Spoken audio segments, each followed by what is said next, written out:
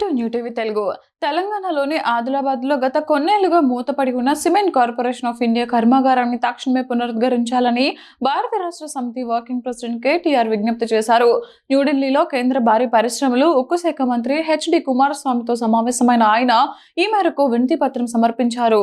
కేటీఆర్తో పాటు సీసీఐ సాధన సమితి ప్రతినిధులు, రైతులు, బీఆర్ఎస్ సీనియర్ నాయకుడు జోగు రామన్న, ఎంపీ వద్యరాజు, రవిచంద్ర తదితరులతో కూడిన ప్రతినిధి బృందం కేంద్ర మంత్రిని కలిసింది. ఈ ప్లాంట్ పునరుద్ధరణ ద్వారా వెనుకబడిన ఆదిలాబాద్ ప్రాంతం యువతకు ఉపాధి అవకాశాలు మెరుగుపడతాయని, తద్వారా ఈ ప్రాంతం పారిశ్రామికంగా అభివృద్ధి చెందుతుందని కేటీఆర్ వివరించారు. దాదాపు 2300 ఎకరాల్లో విస్తరించి ఉన్న ఈ ప్లాంట్కు ఏటా 4 లక్షల టన్నుల ఉత్పత్తి సామర్థ్యం ఉందని, సుమారు 100 ఏళ్లకు సరిపడా సున్నపరాయి నిల్వలు అక్కడ ఉన్నాయని కేటీఆర్ గుర్తు చేశారు.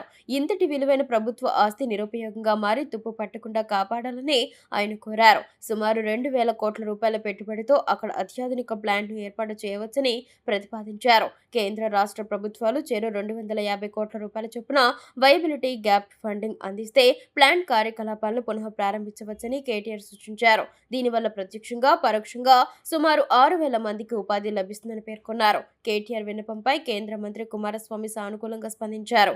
వైజాగ్ స్టీల్ ప్లాంట్ కు అందించిన తరహాలోనే ఇక్కడి ప్లాంట్ కు కూడా మద్దతు ఇవ్వాలని, లేని పక్షంలో ఫ్యాక్టరీని తెరిపించే వరకు తమ పోరాటం కొనసాగుతుందని కేటీఆర్ స్పష్టం చేశారు.